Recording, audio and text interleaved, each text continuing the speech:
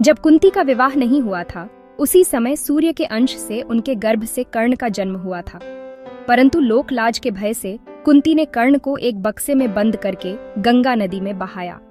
कर्ण गंगा जी में बहता हुआ जा रहा था कि महाराज धृतराष्ट्र के सारथी अधिरथ और उनकी पत्नी राधा ने उसे देखा और उसे गोद ले लिया और उसका लालन पालन करने लगे। कुमार अवस्था से ही कर्ण की रुचि अपने पिता अधिरथ के समान रथ चलाने की बजाय युद्ध कला में अधिक थी।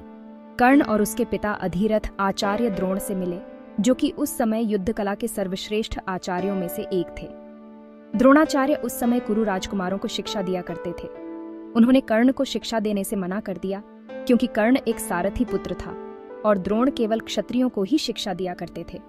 द्रोणाचार्य की असम्मति के उपरांत कर्ण ने परशुराम से संपर्क किया, जो कि केवल ब्राह्मणों को ही शिक्षा दिया करते थे। कर्ण ने स्वयं को ब्राह्मण बताकर परशुराम से शिक्षा का आग्रह किया। परशुराम ने कर्ण का आग्रह स्वीकार किया और कर्ण को अपने समान ही युद्ध कला और धनुर्विद्या में निष्णात किया। इस प्रकार कर्ण परशुराम का एक अत्यंत परिश्रमी और निपुण शिष्य बना। कर्ण दुर्योधन के आश्रय में रहता था। दैवयोग तथा शकुनी के छल कपट से कौरवों और पांडवों में वैर की आग प्रज्वलित हो उठी। दुर्योधन बड़ी खोटी बुद्धि का मनुष्य था। उसने शकुनी के कहने पर पांडवों को बचपन में कई बार मारने का प्रयत्न किया। युवावस्था में आकर जब गुणों में उससे अधिक श्रेष्ठ युधिष्ठिर को युवराज बना दिया गया, तो शकुनी ने लाक्ष के बने हुए भवन में पांडवों को रखकर आग लगाकर उन्हें जलाने का प्रयत्न किया। किंतु विदुर की सहायता से पांचों पांडव अपनी माता के साथ उस जलते हुए घर से बाहर निकल गए। वहां से एक चक्रा नगरी में जाकर वे मुनि के वेश में एक ब्राह्मण के घर में निवास करने लगे। फिर बक नामक राक्षस का वध करके व्यास जी के कहने पर वे पांचाल राज्य में, जहां द्रौपदी का स्वयंवर होने वाला था, गए।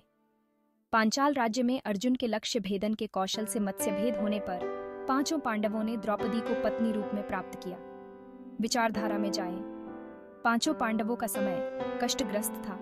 इस समय दुर्योधन ने द्रौपदी को यहाँ तो आमंत्रित किया, पर चौपाल एक सुंदर सौंदर्य स्थल बनाकर बहुत अदृश्य दिखाया कि पांचाल राजकुमार का वास है, जबकि वास्तव में वह डंडी गांव के टीले पर रहता था। इसे देख मन कड़वाने कैर तक अंतनत यह उदासीन खिलाड़ी अर्जुन ने सारा कान मुहम पे निर्व्याहर दीदी किया।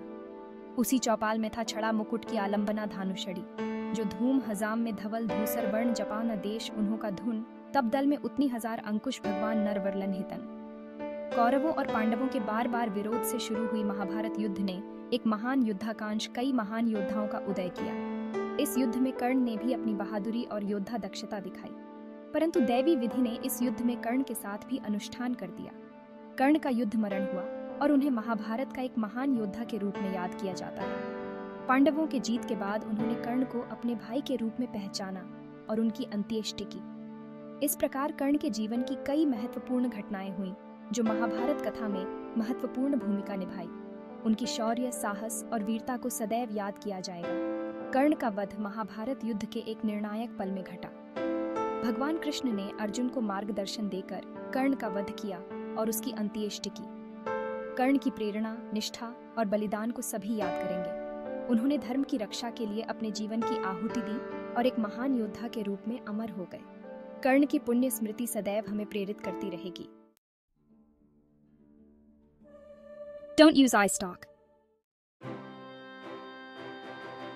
पांडवों के निर्वासन के दौरान उन्होंने कई कठिनाइयों का सामना किया, लेकिन उनकी यात्रा का सबसे महत्वपूर्ण मोड़ तब आया जब वे द्रौपदी के स्वयंवर में पहुंचे।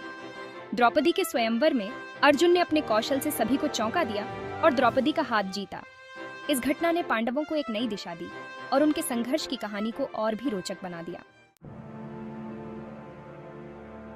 महाभारत युद्ध के मैदान में कर्ण की वीरता और साहस ने सभी को प्रभावित किया। वह अपने मित्र दुर्योधन के प्रति निष्ठावान था और अंत तक अपने कर्तव्यों का पालन करता रहा। कर्ण ने अपने अद्वितीय धनुर्विद्या कौशल से कई योद्धाओं को पराजित किया और युद्ध में अपनी अमिट छाप छोड़ी। उसकी वीरता ने उसे महाभारत के महान योद्धाओं में से एक बना दिया। कर्ण का वध एक महत्वपूर्ण मोड़ था, जो महाभारत युद्ध के परिणाम को प्रभावित करता है। अर्जुन के हाथों कर्ण का वध हुआ, लेकिन उनकी वीरता और त्याग की कहानियां आज भी जीवित हैं। कर्ण की स्मृति उनके अद्वितीय चरित्र और साहस की याद दिलाती है। और उन्हें सदा एक महान योद्धा के रूप में याद किया जाएगा।